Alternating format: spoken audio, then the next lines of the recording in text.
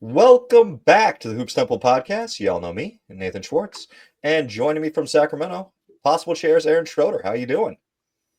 I'm doing great. Good to see you, Nate. It's good to be back, making our list longer. Oh yeah, we're gonna hit 730 at some point. That's the goal.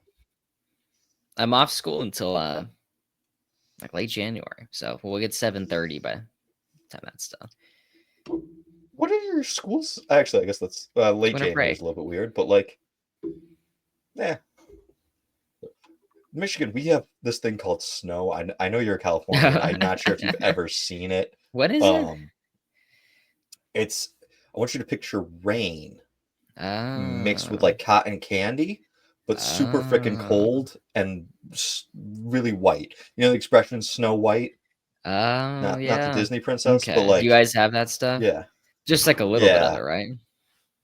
I mean, yeah, just a little bit right now. Are you looking at But snow January. right now? Oh my god. Oh yeah, I know we had Nate snow lives like a in month ago. Nate lives in hell. No, hell is cold. This is Ah, or hell is warm. Snow is cold. mm. That's the opposite. If anything, you guys live in hell with how hot it That's true. is. It does get hot. It does get hot. It's raining right now, but All right. Well, we're back for the top 401 to 425 players. And what I've done is I've gone ahead and looked at the top. Well, I've made my own list. I know you've made your list. Uh, it doesn't get much cooler than that. To say, but do you have a nomination for 401? let me break out my sticky notes of all the times you ever wronged me. 1 second. Why are we starting off with that? Why are we starting off I'm with just the making sticky sure. notes? I also Making sure every time you disagree with me, I write that down. I was like, Nate didn't like this idea. Like, and then I would, come back to it. So our nominations from each position, I have Johnny Moore from the point guard position, Ben Gordon, the shooting guards, Willie Knowles from the small forward position, Tobias Harris at the power forward, and Andrew Bynum at center. We are holy crap. Do we not get Nick Van Exel in? we did not get Nick Van Exel in. Really? Well, Yeah, yeah, damn. I pushed him That's back. I fought him right. down. I forgot about that. You were on this just huge Nick Van Exel hate kick. Yeah, well, that's One, two, fine. three Cancun does not get in Yeah, for me. yeah. Let me type his name in. Are the rest of them right? Rest of them are all right. If you're following along at home or watching on YouTube, I have what is left of our top 100s by positions pulled up. And the way I looked at these, Aaron, and I'm going to tell you this because I did get a little squirrely on you. Um, I looked at the top two at each position and kind of ranked them that way. So I do have some flip flops in there as we Okay, go so through I this I list. am off by quite a bit.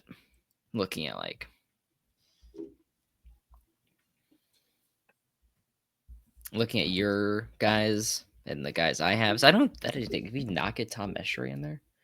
Let me see. No, we pushed him back.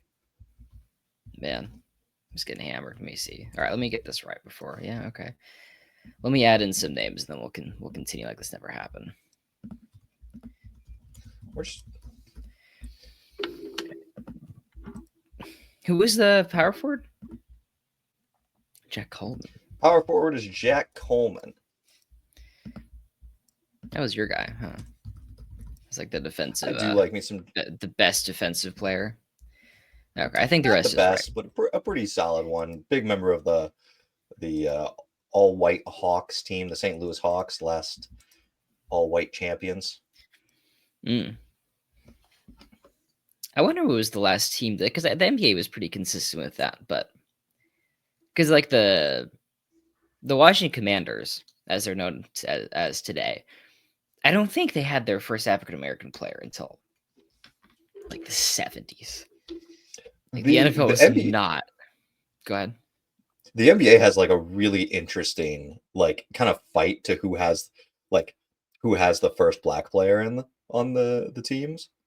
Because the Knicks basically went into the meeting and said, "We're signing Nate Clifton, Mm-hmm. Sweetwater, but weren't able to like close a deal with him right away. The Mm. Celtics technically drafted the first African American player, but then I forget they drafted Chuck Cooper, I want to say, but then Lloyd's I can't remember Lloyd's last name. Him was like the first African American to play in a game.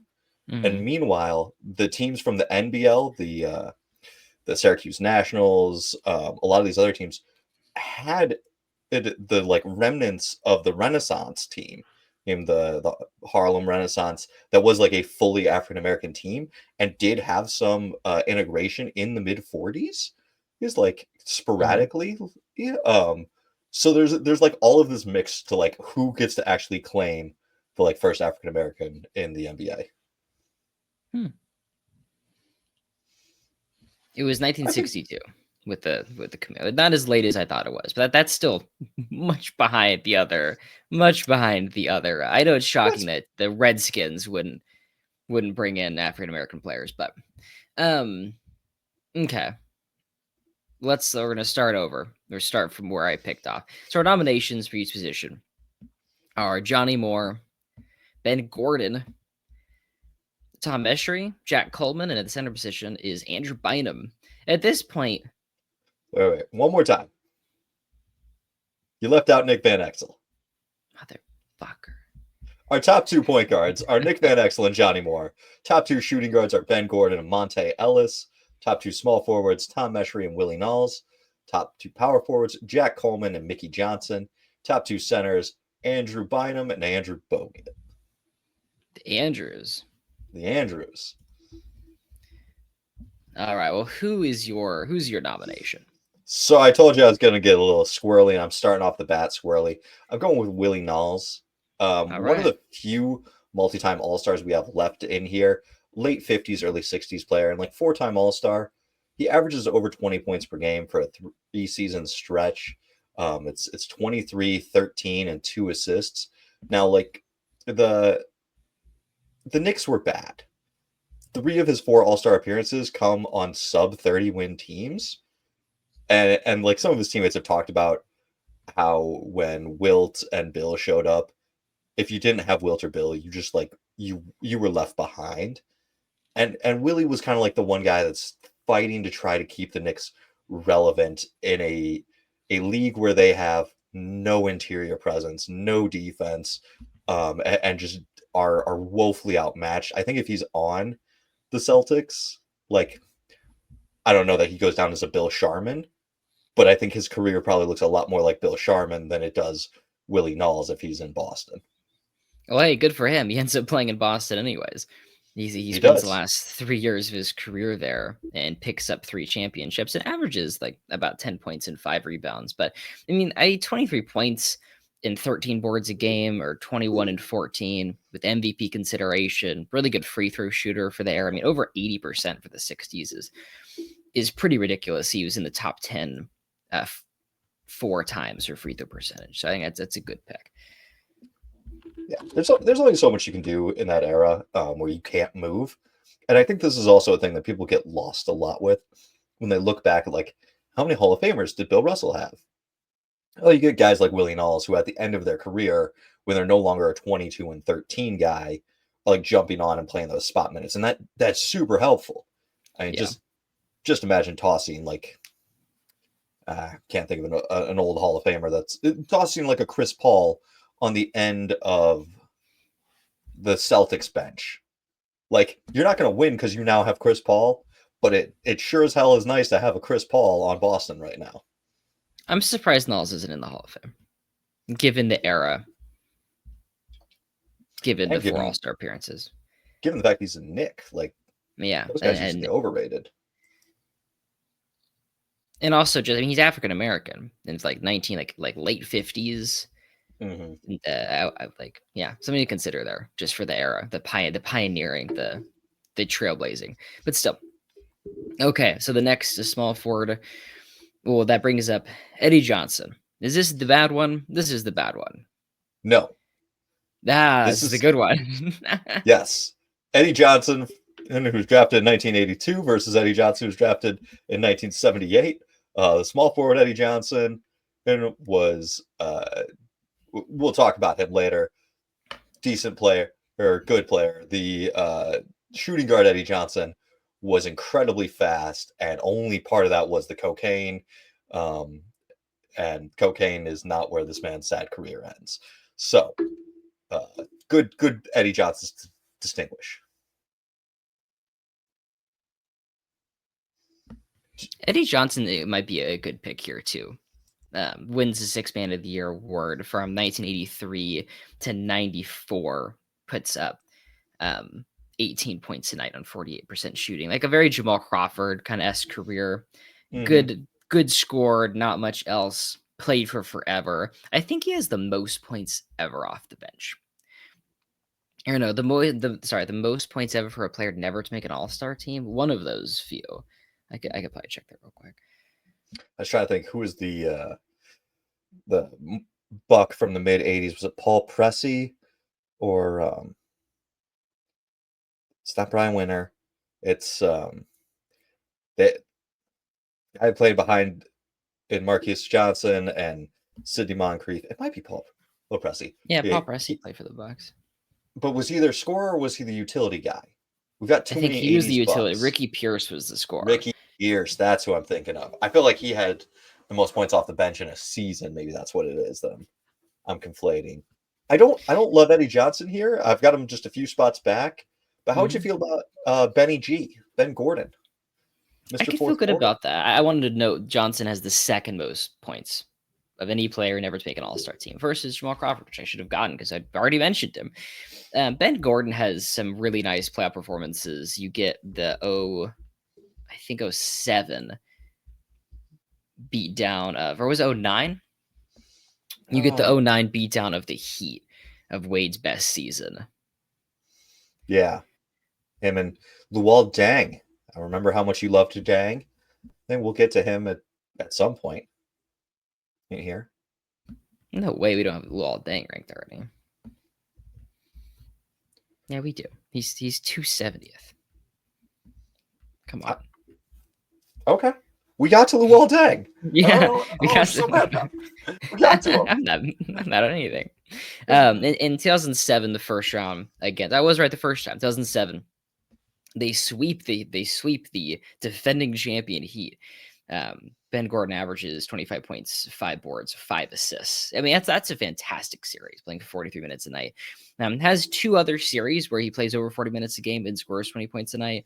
And that's really impressive for this tier of player. I mean, the injuries kind of pile up, and he's out of the league by 2015.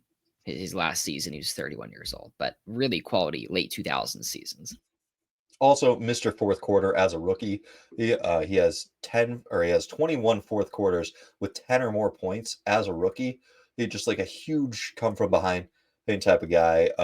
Definitely got the Pistons to bite and give him a much bigger contract than he deserved in the long run. But like I think it's important to note that when per 36 numbers became a big thing, because Gordon was so efficient with his time to scoring ratio, like he looked like an all-star and convinced some people who held the keys to franchises, Joe Dumars, to give him money. So that's just my nomination for 402. I think that's great. Let's lock him in. The next shooting Locked guard in. would be Monty Ellis. Monte have it all, man. Monte Ellis is so interesting. Shooting guard in a point guard's body. Lightning quick, crazy athletic, though. Like a legitimate force attacking the rim. In 2008, he had 69 dunks. Dear God, He's that's that's a lot of dunks for someone I listed wouldn't have at 6 expected 3. that from him. Yeah, Like I that's a watched him lot. play, yeah, and I don't remember that much downhill attacking. Like I mean, I remember him getting to the lane and just slicing through defenses. And I have Monte and Nick Van Exel right here because I feel like they're both in this spot of just lightning quick guards, can light it up, but ultimately have some flaws in their games that, if you're just watching YouTube highlights, you're like, this guy was a problem. And if you watch him play, you're like, this guy was a problem for our own team because he limited our upside in X and Y ways. Monta Ellis is there's two really interesting pieces for his career. In 2010 and 2011, he's averaging 25 points, 5.5 assists, 2.2 steals, leads the league in minutes both years. And there's legitimate conversations. Like, it's a real debate. Like, are we going to go with Steph? He's really good, but his ankles are made of dust. Or are we going with Monta Ellis? And the Warriors made a dynasty-defining choice. The other piece of him is when I write my book of the three-point revolution, except for it's told from the perspective of the players that got kicked out of the league because of it. Monta Ellis is getting a full chapter. He was averaging 19 points and 4 assists, like the one of the better players on a good 2015 Dallas team that won 50 games, and then it was just done. And like the Warriors in the championship, and it's like this guy cannot shoot 31% from three and can't play defense. And it was over. There wasn't a spot for him. But it's such an interesting career where you have kind of the two defining pieces earlier on and then towards the end. I do hate to be like that guy, but Yeah. that is kind of usually how careers go. You do usually have the part where it's going on, and then the part where it's the end. Well, I mean, I think the part where they almost chose him over Steph Curry, and then the part Yeah. where looping it back to the reason his career ended kind of shorter than it should have probably is because of Steph Curry again. Yeah. There just wasn't room I for a think guard Monte's that the shoots pick. 30% from three. No, I like Monte. let's put him in. Okay. So there's an 8-year chunk of his career. You mentioned that he led the league in minutes per game twice, but if you slice the longest 8 years of his career, the best 8 years, how many minutes per game do you think he's averaging? Probably 37. 37.6. Yeah, Just it's a lot of minutes. if you're thinking about basketball today, just think about Tibbs and a defensive wing. Think about Tibbs and Mikal Bridges, Tibbs and Josh Hart, Tibbs and whoever else he's going to drive into the ground, and that's Monte Ellis as a small guard, like just racking up that kind of minutes. He's in the Iverson arc, like that prototype of player where it's just way beyond what any other player was doing at the time. Okay, our next Beyond shooting what a guard player is be Michael doing. Cooper, champion, 5-time champion, Hall of Famer recently.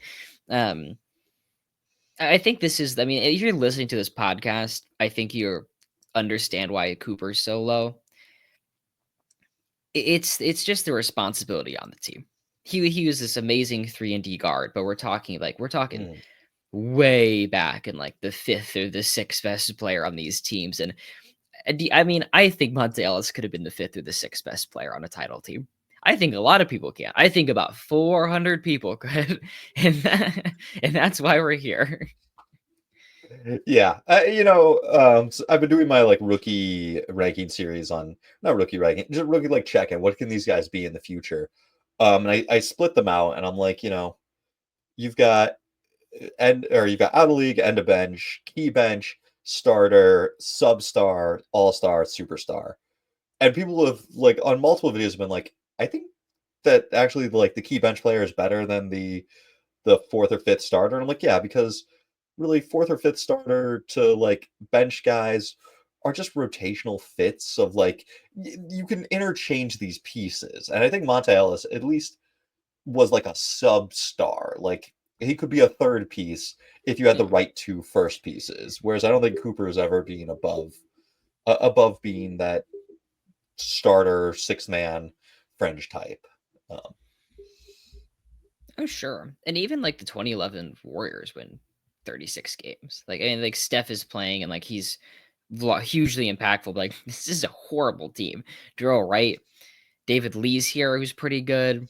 But it's like AC Law, Vladimir Radmanovich, Laminson. Like, this is still a depleted team. That I would say Monte Ellis is really helping you make competitive. yeah. Well, Is who do you? Cooper your pick, or is there a guy that you want to nominate here? I don't. I think he should be.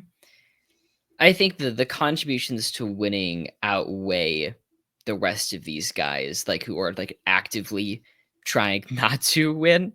And then Nick Van Exel and Andrew Bynum in we'll get to Tobias Harris later. Not that he's a locker room cancer, but I I do don't hate it.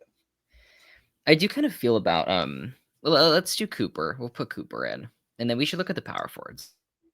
Well, so I was going to say that my next two guys on the list, actually above Cooper, were Eddie Johnson, small forward Eddie Johnson, and point guard Nick Van Exel. I think Nick is in a very similar mold of like a Monte Ellis. I would probably say a little bit worse than a Monte Ellis, but he has a playmaking series. I forget what playoffs it is, where he's dishing out like the playoff leading assists. And then he has his 2003 series coming off the bench for Dallas, lighting up Sacramento. I think there's a lot of skill in his game. As much as I do dislike him for his time on the Lakers and his flaws as a player, like he is a guy that is going to elevate your floor and has Sure. a decent career or to it. Looking at some of the shooting guards who he might be comparable to, like Drazen Petrovic or Zach Lavine, like those guys just didn't do it nearly as long. The highlights are incredible too. Just lightning quick. Nick the Left Quick. hand. Absolutely. All right. Looking at the power forwards, I do feel like we'll get Jack Coleman in there. And then I kind of feel like Mickey Johnson should be next too. Over Nick, or are you okay with Nick? I'm okay with Nick. I think it's a reasonable take. Okay. Talk to me about Jack Coleman. 50's Royal. One of the best defensive players. And like we really don't have any way of measuring that except for what people would say. I totally forget who said it, but I think you probably have this where someone said Coleman's the best defensive player in the league.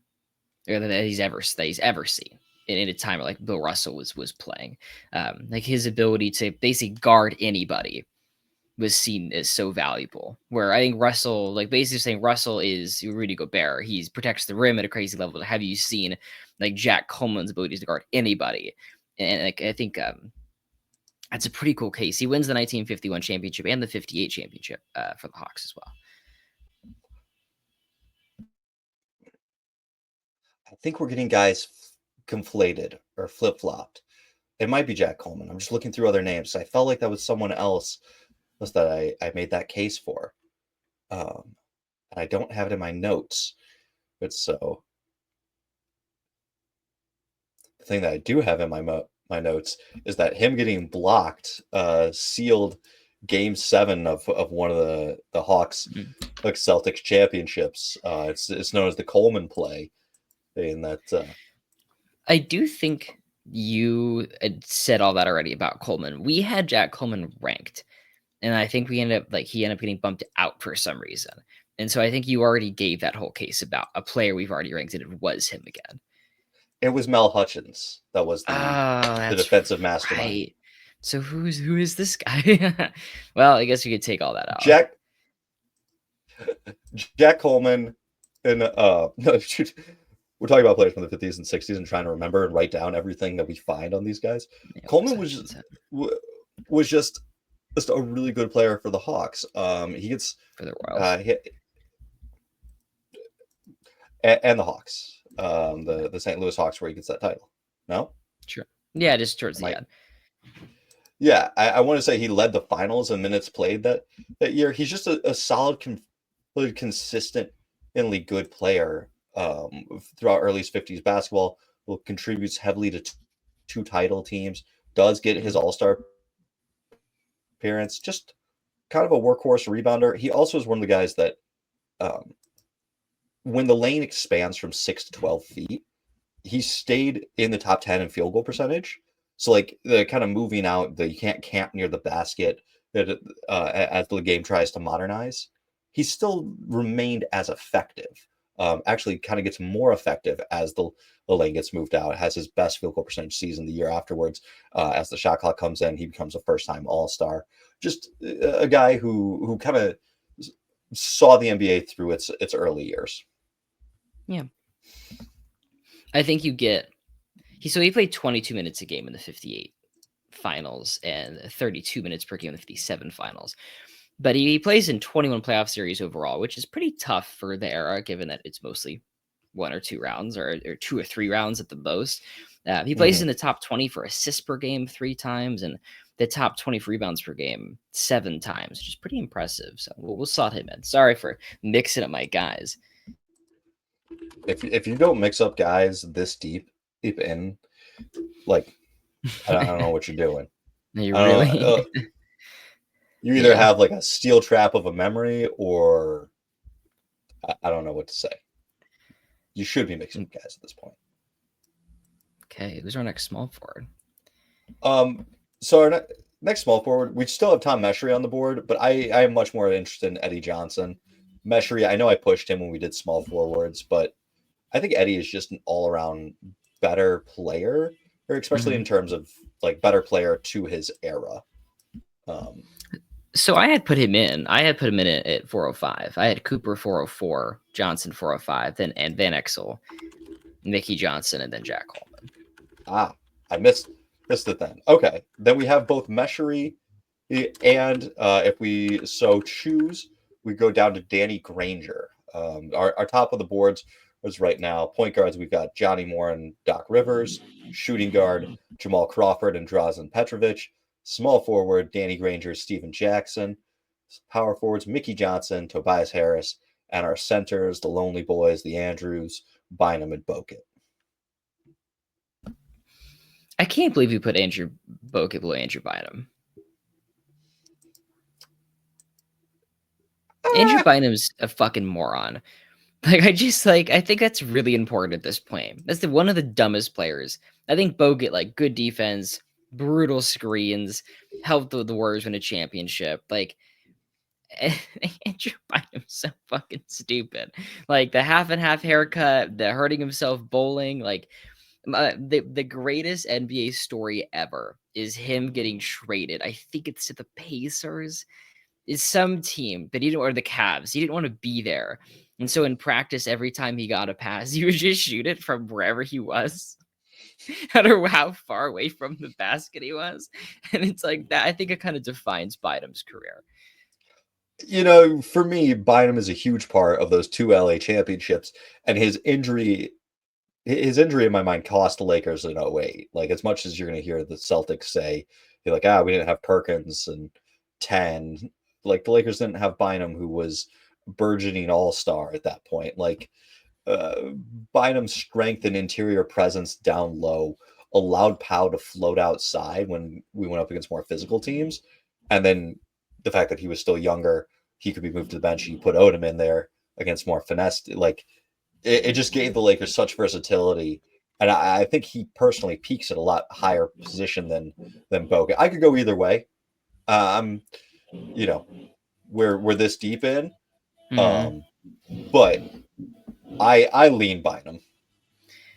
I feel like I'm leaning Bogut. How many minutes per game do you think Bynum plays in the 2009 and 2010 finals runs, championship runs, Uh, even? 20 minutes a night. Just about. Yeah. Could Just I about. interest you instead in Danny Granger, who is the like lead pacer? Like when Paul George is coming up, when Paul George is rocking 24, or he's the defensive wing, and it's Danny Granger's like insane offense. Hence that it drives the Pacers to the playoffs.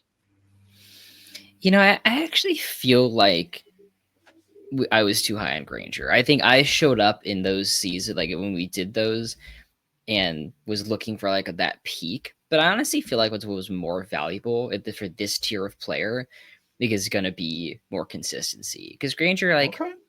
he actually looking at it now, he was healthier than I thought he was. It's the I really one love All Star Granger. team. All right, let's do him. He has 5 seasons where he plays above 60 games each time, and 22 points per game. All right, the board is yours. All mine. I think it's All Tobias yours. Harris time. You want Toby? Did you get Jack Coleman ranked? I'm looking at the screen. Yeah, 407. Okay, it's just. Um, I think you put the next to Bynum's name. No, Bynum's still unranked. Okay, I'm They're to the looking right at of the it. player. Oh, they're to the right of the player. Gotcha. Yeah, yeah. I was like It's that. got It just was like right next to name, the name, left side. Gotcha. position, rank. Okay, I'm catching up. You're I'm getting up figuring it to out. speed. I think Tobias Harris is really solid. I think he's been really solid for a long time now. Um, he's it's year 14 for him. He was in the 2011 draft, and he's gonna get to 1,000 games played. He's at 922 right now. He's averaging 16 points and 6 boards. And come playoff time, like he's playing 37 minutes a night. In Mhm. the 2021 playoffs, he's 22 points a game, 8.5 rebounds. I think we like kind of hate Tobias Harris just as like an NBA fandom now, but it's a contract. I think it's Yeah. like this dude is a top 500 player, and he's getting paid like he should have been in the top 200, and like that's like handy. He was just a really solid starting power forward and small forward at times. And it's like I think what he should have been, what he was paid to be, it outweighs what he was so much, but he still was pretty good. That Clippers run, then where they make the playoffs, is a special run. I believe he gets hurt and doesn't quite finish out with that run with them, if memory serves correctly. But separating the contract from the guy, they like if you're not going to be a top tier player, we've said a ton of times on this pod, peak over longevity. Well, does peak over longevity matter when you're peaking as good as Andrew Bynum peaked, but then is out of the league super fast, or the longevity of Tobias Harris? Bynum gets the 2 rings. Bynum walks away with 2 rings and an All Star appearance, and those things that Tobias never did. But if we were to replay their careers 1,000 times, put them in a simulator, and they have the same health, the same whatnot, Tobias probably ends up on championship teams more often than Bynum does. It just we don't live in that version of the multiverse, and we live in a version where Tobias got paid, and then Yeah, you know that hamstrings you. I honestly think we live in the most ideal universe of Andrew Bynum's career. Like if you replay his career a million times, this was the best one, and it's a fucking miracle he lasted as long as he did. Yeah, his body was kind of always doomed to break down. And he was a moron. That's what I'm getting at. Like it's insane that he played the NBA for as long as he did. Oh my god, that he just you know could not be helped. I was walking my dogs today, and I was listening to the latest Bill Simmons pod, and they're discussing like Joel Embiid and how like every 3 months they just are more out on Joel Embiid. And now listening to you talk about Bynum, I'm like, man, was Bynum just like Embiid but earlier with like the bad knees, and he got to the Yeah, right location first? Like if Bynum was just on a crap team, could he have put up Embiid like numbers? I mean, 2010s versions, not as much passing or sure.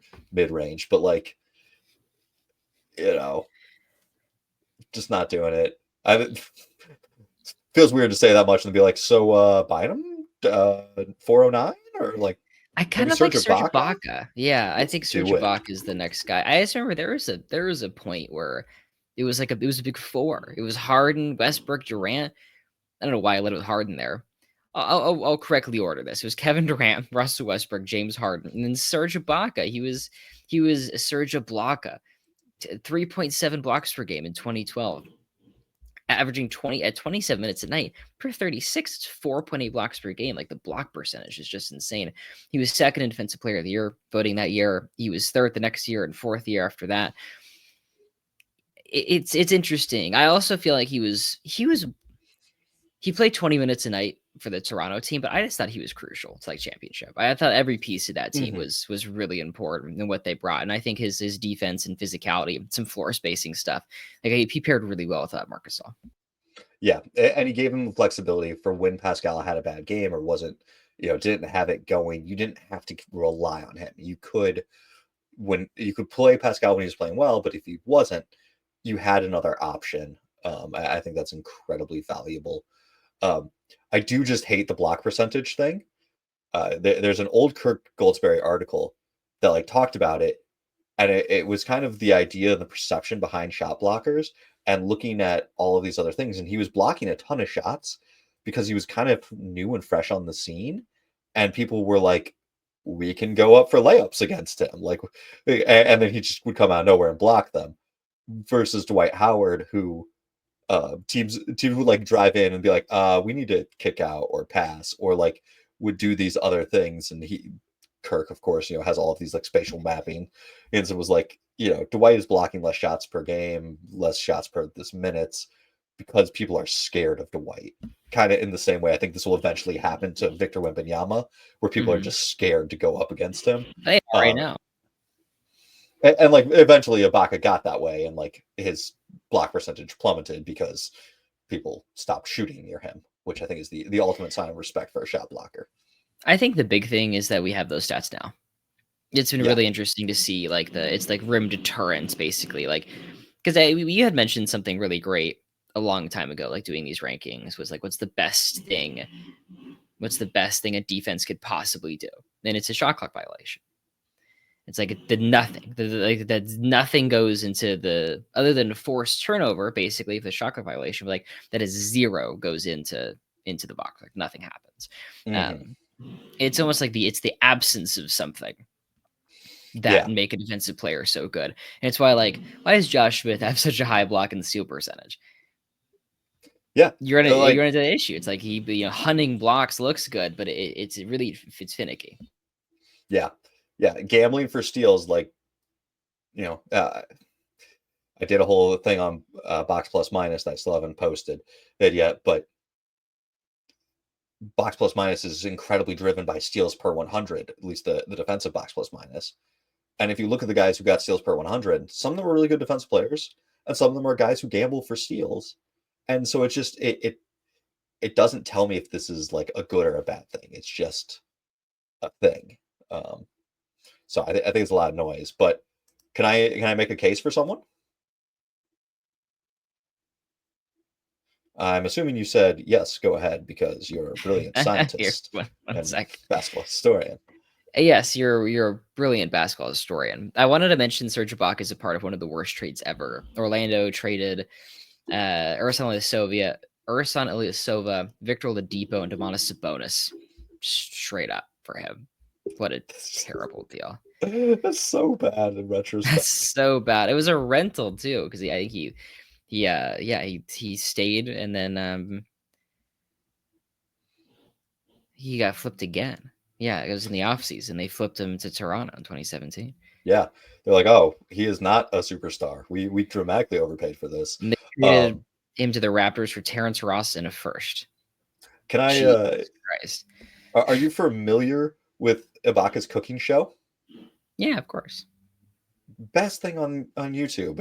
If someone is listening to this and they don't know about Serge Ibaka's cooking show, please go Google it, because he'll like have his teammates over and be like, let me serve you a traditional African dish. And like, I'm sure there are plenty of African dishes that are absolutely wonderful to an American ear, but he would be like, here's bull testicles, here's like intestines and things that like to an American audience, or I believe he was in Canada, to a Canadian audience probably sound really, really bad, but he would cook them up and looked good. I would try it. If Serge Ibaka, anything with Serge Ibaka serves me. But all right, we'll lock him in at 411. Who's your 412? Wait, who's your 410? Tobias Harris. Who's your 409? Danny Granger. Who's your 408? Jack Coleman. Who's your 406? You skipped one. Nick Van Exel. No, I got Willie Knowles, Ben Gordon, Monte Ellis, Michael Cooper, Eddie Johnson, Nick Van Exel, Jack Coleman. Mickey Johnson. What are we throwing Mickey Johnson? He was a part of the Jack Coleman one, and you only asked me to explain Coleman. And I also think we've ranked him a couple times. Mickey Johnson that was in, and then we pulled him out. I think we put him. We've talked about him so much because I think we put him in the Small forwards list initially. There's Yes, crazy shit going on in my house. You hear that? I do hear that. What is Isn't Mickey Johnson the Rubber Band Man? Isn't that his nickname? Yeah, he's the rubber band man. What is I that, think really? this is fitting then that he's bouncing all around. Was he 408?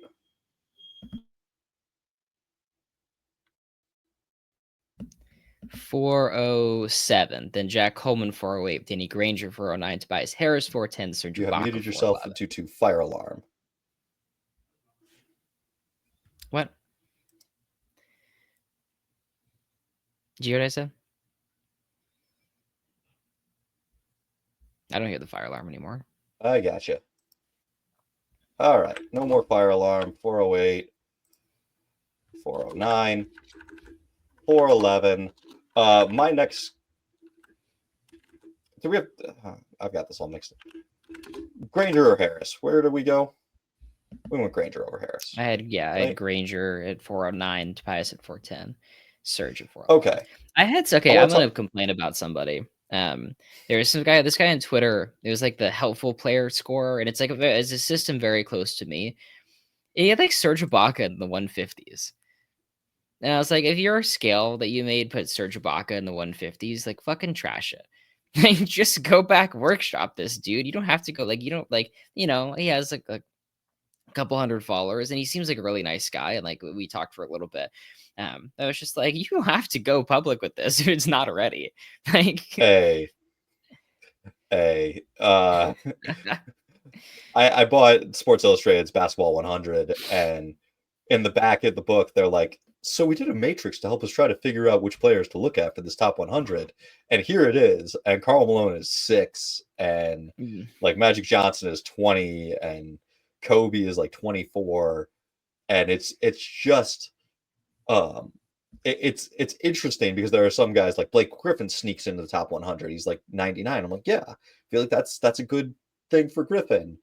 Um, but I'm like, man, you guys are like supposed to be the guys. You're the athletic. You're supposed to care about this. Make a better matrix. Like, because like if you make a statistical matrix, I'd say if you're not finding problems in the first 100 guys, like, oh man, that's a great matrix. Like, I'm not too mad about Ibaka being 150. I think my matrix, Lamar Odom snuck into like a 180 or something. I think that's too high for Odom, but mm. you know,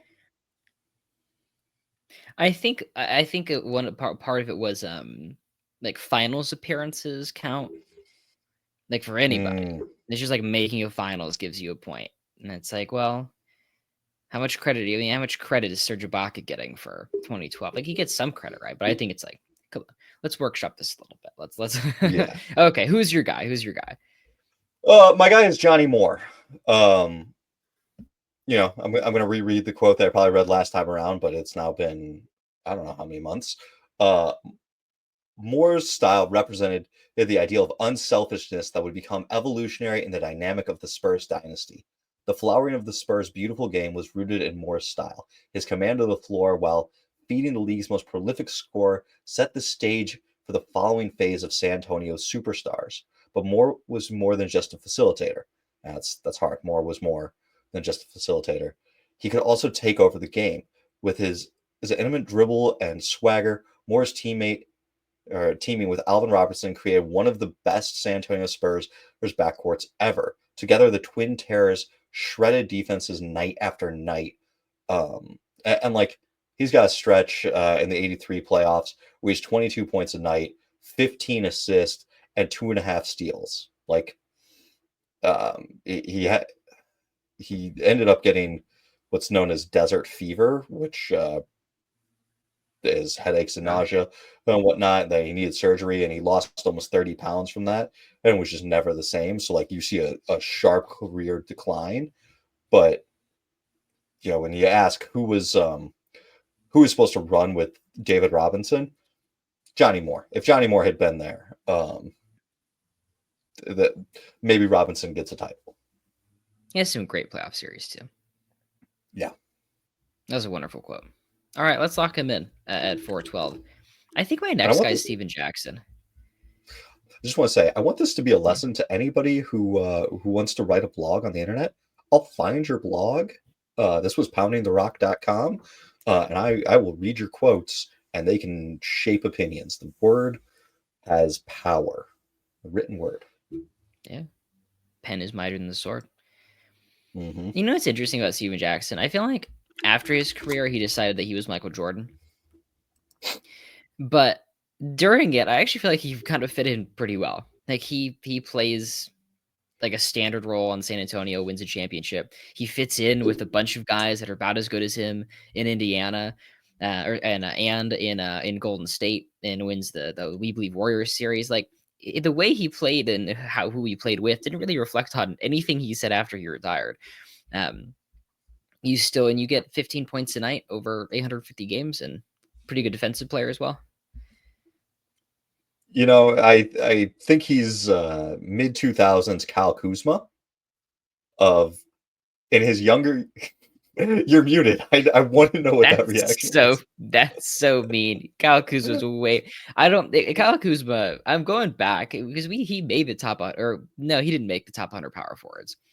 No, Thank God. What a you argued disaster for of him. a season. Oh my God. It's So, horrible. You told me but he was as good as Cade Cunningham. Where's that sticky note? Let no, me I find said it. that No, you said that. I have the audio. Yeah. You said that he couldn't be in the top 100 because he was going to be on a shit team, and I was Yeah. like, you guys have Cade in the top 50. You can't say like the Pistons are going to win 20 games, but we have Cade top 50. Wizards are going to win 15 games, so we can't have Kuzma. Like But the hey, look logic at it. doesn't The track. Pistons have been pretty good. The Pistons have been They have. pretty good, and Cade's been really good. We got that right. And I think for Hmm. Kuzma, like I think the Wizards probably have 15 wins by now if like he wasn't on their team. He is like actively losing games. I've never seen a less valuable player. And I've seen some bad players, but 2024 Kyle Aaron, Kuzma is the worst. I hate to tell you this. If you've never seen a less valuable player, that means you've not watched Wizards games because there's like 8 less valuable players on their roster right I've now. never seen a player actively try to destroy their franchise like Kyle Kuzma is. And the I, Kings are still linked to trade rumors for him. Oh my god. I do just want to We're say for Wizards fans, because I've been doing the rookie check-ins. After I did SAR, a lot of people were like, "Can we get Bub Carrington?" And I was just like, "I can't watch more Wizards games, but I do love watching Bub Carrington. Like he is the bright spot that I super focus in on one guy and like yeah, I'm almost not watching what's going on the rest of the floor. I'm just watching what that guy is doing. Is he reacting to it? Is he paying attention? So like that's my focus and why I don't usually do multiple rookie check-ins for the same team because I'm like I'm so focused in on one guy, what he's doing in his actions. But whenever Sar would go to the bench, it was like taking your eyes out of fire and like putting those eye drops on them. It's like, oh, I can see again. This doesn't hurt. This doesn't permanently scar my retinas. That's Like, so oh, it's just mean. watching Bub. My god. Okay. Tom Meshery's been hanging out for a long time, and he was even higher on the small forwards list. So let's add him in. Well, I'll make Yeah. some edits to these lists. Um, Meshery, the thing was, is it was one really good playoff run, and with him, when he's the second guy with Wilt, and then a little bit after that, that's but it just the 64 finals, he's 16 points on 46% field goal percentage. Uh, Stuff. by the time by the time the Warriors make the finals in 67, he's down to 26 minutes a night. So, like it's fine. And Meshery even himself is like says he plays with intensity, but he couldn't jump. He wasn't that fast. He had a short fuse. So like, Sounds great. yeah, It's pretty. It's a consistent. It's a solid. It's a long career given the era. It's 10 seasons of 13 points and 9 boards a game. Makes an All-Star team in 63. Averages 20 points and 11 rebounds a game in the 62 playoffs. So I think that all lines up. I think Bruce Bowen should be next. Looking at the next yes, crop of guys. yeah, I'm 25 right. playoff series played in, 18-1, 31 minutes a night. Like you look at someone like classic low numbers, high impact. You're getting him playing 39 minutes a game in the '05 finals, 42 minutes a game in the '07 finals. just like chasing LeBron around. We talked about it earlier, but the best thing on defense is nothing. Like, if you're not racking up steals, you're not racking up blocks, but the other team isn't racking up points, we know there's a disconnect just from the defensive metrics that we have. And the Spurs were really good on defense when Bruce Bowen was out there. There's a reason why Bruce Bowen consistently gets the starts in San Antonio when a more offensive option like Manu Ginobili is coming off the bench. Like, Bruce was 3-and-D. And I think having him a little ways back from Michael Cooper, fewer all defensive selections, a bit higher minutes, like I think this is the right ballpark for these two guys to be in. Yeah, absolutely. That reminds me, I made a mono video recently, and someone commented, "Imagine if they had traded Tony Parker and ran their offense through Manu, they would win 7 or 8 championships." God damn it! What are you talking about? What do you mean It's if you offloaded your best offensive guard and you ran it through the other one? What are you talking about? 7? I cannot explain this enough. The plus minus numbers, the per one, like all of these numbers don't take into consideration workload and opponents. Because like there are really good numbers that show like the Spurs are better with Manu and Duncan on and Tony off. But if you go to those like games and look at like play-by-play stats, and the Thinking Basketball Guy has a whole video where he talks about Manu and he talks about all of those numbers. He mentioned specific games. If you look at those games, when the other guys are off, usually that means the benches are in. And like Manu operates really, really efficiently against benches and like benches and blended lineups. Tony has to operate against starting and blended lineups. Very rarely does he ever play the bench. And it's a calibration of difference. And so like whenever someone tries to hit me with those advanced stats of how good the Spurs would be if they didn't play Tony as much and they played Manu more, I'm like, you're completely, outside of the realm of reality here. You are playing hypothetical basketball, and like Pop is a really good coach. Pop optimized the team in such a way that they were able to win all of these titles and be a constant 50-win team. And you're like, no, no, no, no, no. I look at numbers and numbers tell me this. So I know more than Pop. Just Cavemen to coach basketball.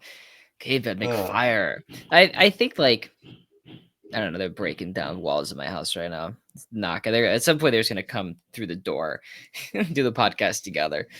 Um, I think it's Manu was great in his role, but I think the most simple thing you could possibly say is like if Manu was really is good enough to lead a team to the playoffs, like he wouldn't come off the bench. You wouldn't even have that conversation. yes. You wouldn't even consider it to say like, hey, one of us should this guy not play very much. Hey, one of our best players, you want to not play him? Fucking genius. Why didn't I think of that? Holy shit. Let's not play our Hey, good players. Great Manu's per idea. 36 match up with Kobe's per 36 when Kobe was MVP. Or per 100. If if you had Kobe or MVP Kobe, you play MVP Kobe. You play him. It's like, yeah, and it's like, okay, you're gonna take MVP. You're gonna tell Kobe to come off the bench. Give me a fucking break. Hmm. All right. Okay. All Is it right. Andrew Bynum time? It's Bynum time or it's shooting guard time. I want centers or I want a shooting guard. Let's do. Yeah, let's do Bynum and Bogut back to back. 416, 417.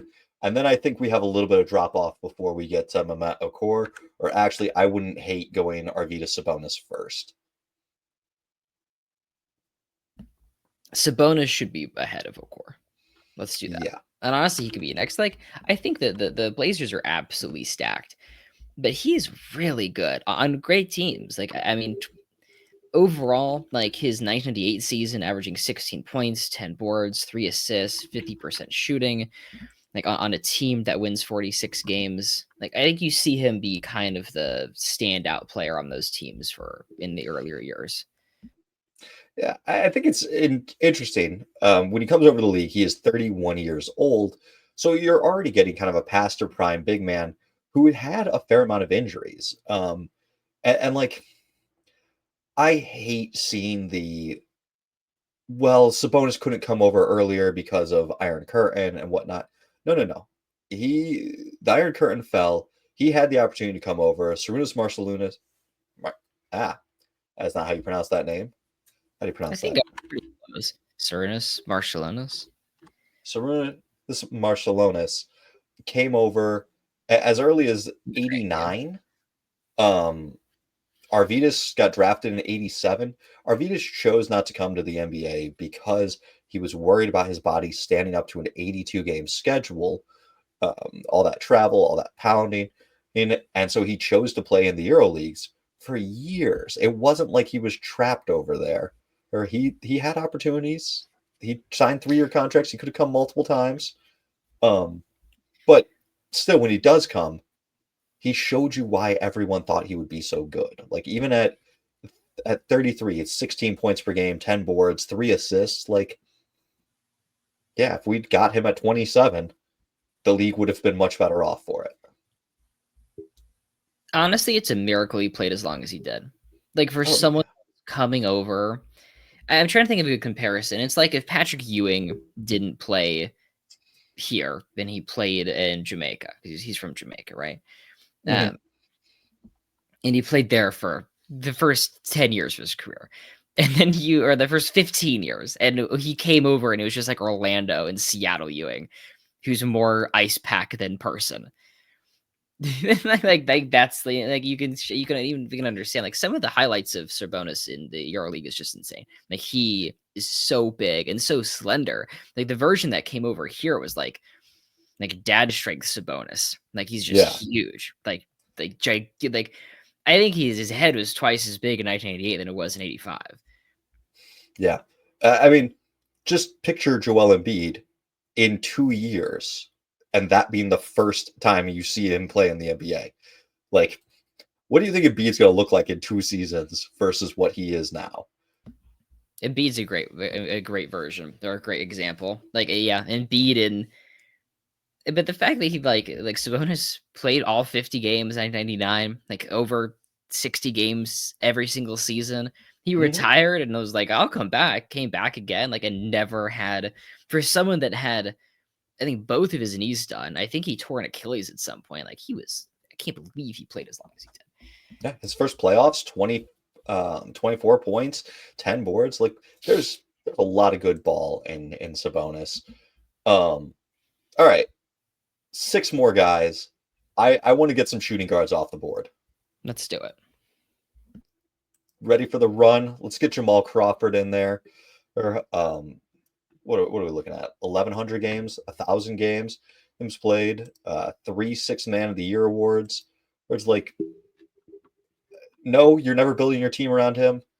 But man, if some of those Clippers teams could have broken through, that would have been a really fun timeline to have lived in, because Jamal, like, his handles, his play was really inspirational for a lot of players. There's oh, not 1,100. You gotta stop me here. 1,300 games. That's so freaking many games to have played. And from '04 to 2009, 18 points per game, 4.5 assists, 3 boards as a small guard. Like, that's just a good career. Yeah, absolutely. I remember people saying during his career essentially like if Jamal Crawford was your best player, you were fucked. But if he was your seventh best player, you're in great shape. And I think you can look at that as a negative way, but we'll look at it now Hmm. as a positive thing, where it's like, hey, if you could get Jamal Crawford coming off the bench, which he did his entire career, then you're going to be in pretty good shape through. And I think you saw like the Clippers, the Lob City Clippers were some of the best teams in the league, and I think Crawford really contributed to them. I didn't really want to go on a run quite yet because I wanted to get Michael Thompson in here. Did we already have him ranked? Yeah, he already made it, didn't he? Oh yeah. Okay, Like, yeah. So he what was do you mean 390. Michael He was Thompson? he was 399. I don't know why he slipped out. Okay. Um. Okay, so in that case, I'm comfortable with some shooting guards. I was like, Michael Thompson looks really good now. Yeah. I either want to go Drazen or Doc Rivers. And it's kind of Drazen is very short at peak. Just those, it's like a year and a half with the Nets where he is a good, uh, all-star caliber player. He does make the finals with the Blazers early in his career, but that's like very spot minutes. It's like less than what we saw from Peyton Pritchard last year. Um, versus Doc, long solid career as just a very above average but not great point guard. I kind of like Doc Rivers over Drazen. Drazen obviously peaked so much higher, but Doc Rivers played for just a long time, till age 34, 864 games. He's an all-star in 88 and is the second best player that Dominique Wilkins ever played with. Really good defensive player, over 2 steals a game multiple times. 10 assists a game in 1987. It's a very traditional point guard role, but I think it's effective. And you see him play in a ton of playoff series because of that. He plays in 17, wins 8 of them. Yeah. Yeah. Good defensive player. 5-year stretch where he's averaging 2.1 steals per game. But like actually meaningful steals, not just gamble steals. I do want to bring up the idea that we have Jaren Jackson Jr. sitting a ways down there on the power forward board.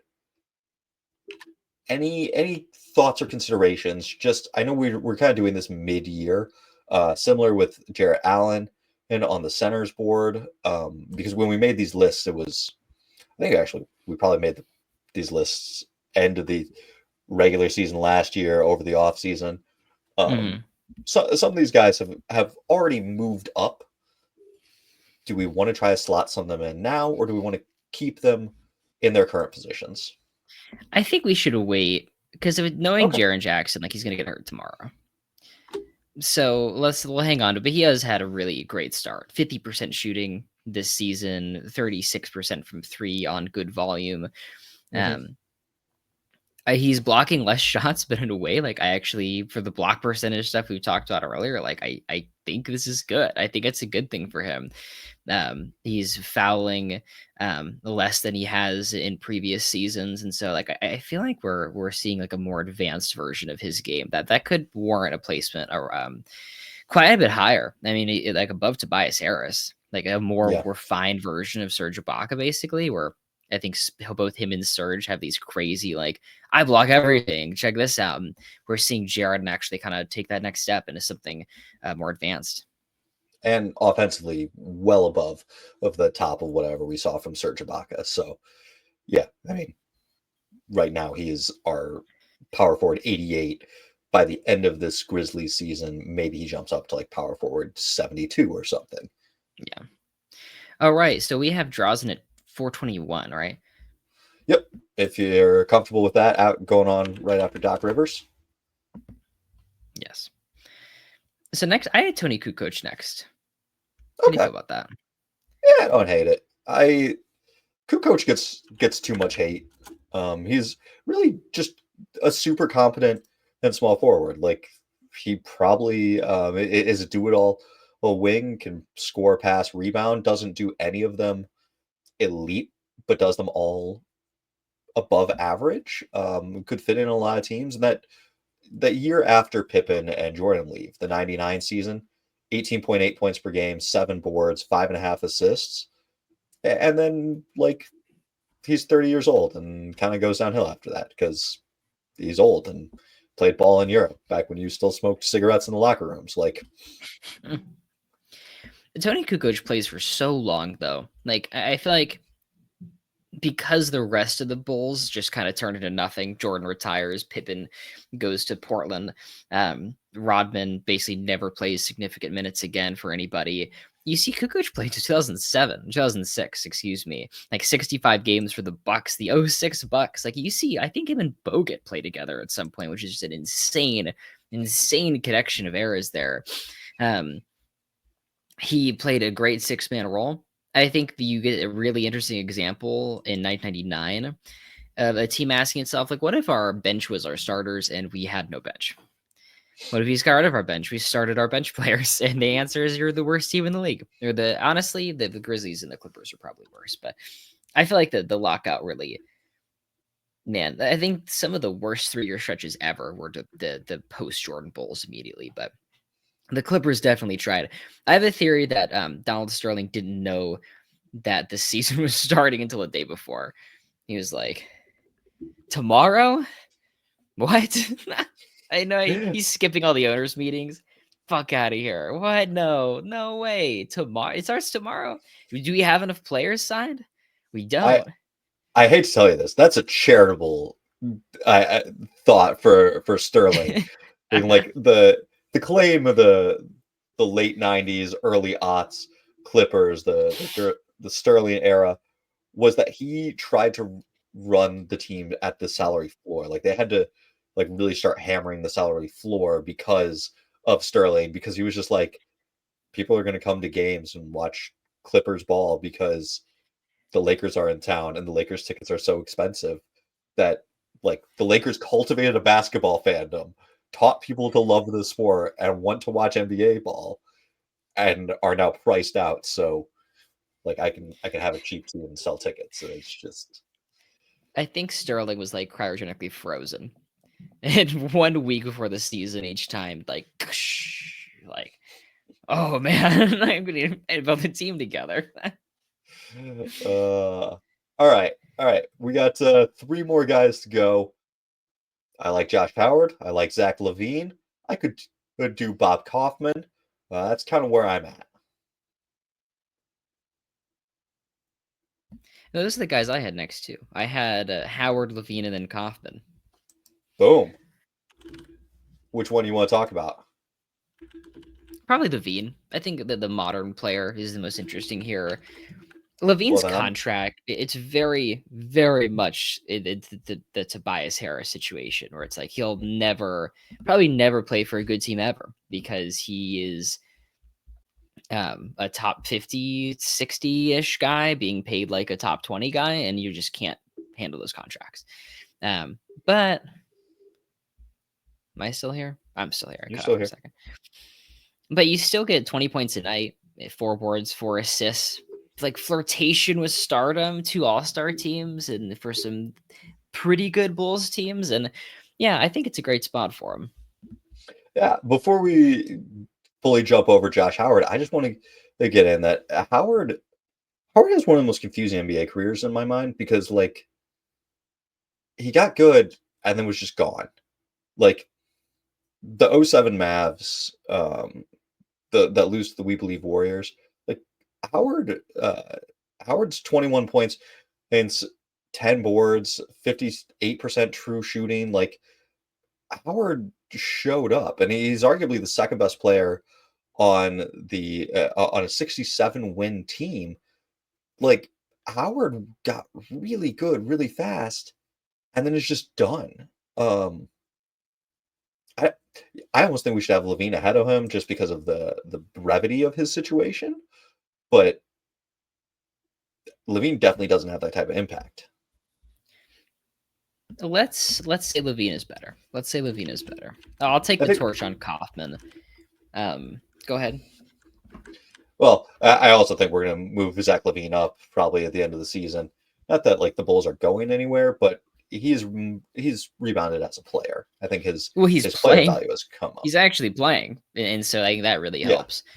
So Kaufman, we actually had in the top 400 to start, and then we decided to move out. He was kind of part Hmm. of a kind of a substantial 70s purge that we had to do. It's crazy how far you have to step back out to realize how kind of overinflated the 70s are as an era. Um, you just get so many chances like to be the best player on some team, to make all-star teams, because the league expands rapidly, and it's still the time where every team needed an all-star representative. Hmm. And today, 20 and 10 on the worst team in the league doesn't get you jack shit. But then there's like, no, you made 3 all-star teams. And so we really liked Kaufman. He has a 3-season stretch for the expansion Braves. 19 points, 11 rebounds, 4.5 assists, 49% shooting.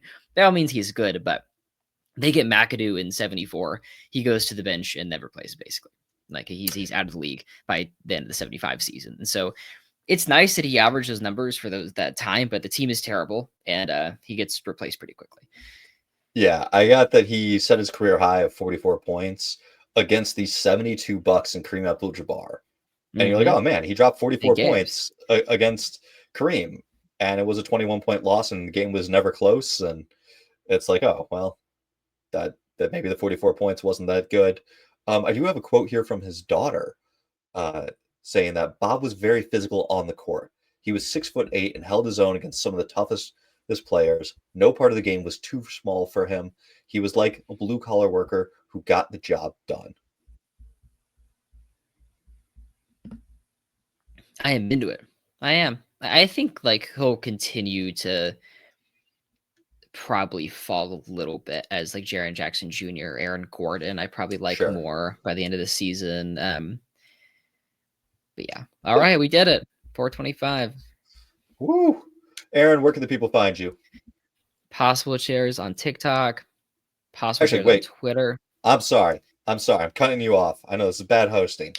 I've been checking my phone during this because we had a trade in the NBA. We did?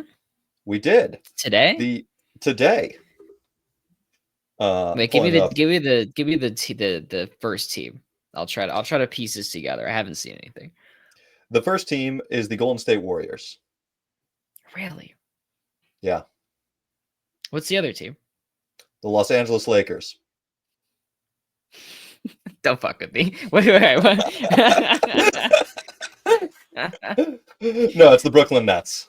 Okay. Did they get Dorian Finney-Smith? They did not. Okay. That would right. crushed you and Jack's That would hopes. have I killed understand. me. What is it? No. They traded DeAnthony Melton and 3 second-round picks for Dennis Schroeder. Interesting. I guess it's the Melton replacement, huh? It's a competent ball handler, so that way you can keep Curry at 30 minutes a night and not, fall apart when he's on the bench. Also, solid point of attack defender. Like Schroeder should be on a playoff team. Schroeder has important skills.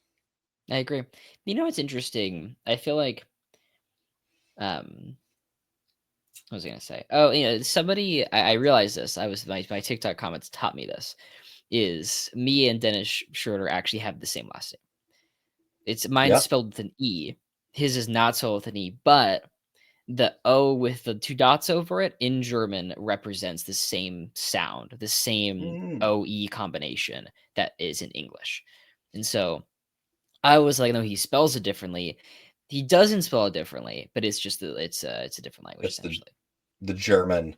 Yeah. Is that an umlaut? So I always said like a Schroeder or Schroeder, Dennis Schroeder, but I think it's just Schroeder. I think it's the same thing. Anyways. All right. I think 25 is the way to do it. I kind of like, an hour, take our time a little bit, but yeah. All right. Now plug your things. Sorry. Possible Chairs on TikTok, Possible Chairs on Twitter, my Cameo, my Patreon, all my links are on my TikTok page. In the Hoops Temple podcast, occasionally, when I remember that it's going on. Yes. You find me Nate_Hoops Temple on both TikTok and YouTube. Considering TikTok may be going away, YouTube might be a better place to look for Aaron and I in the future. Also, email us hoopstemple@gmail.com. We'd love to hear from you.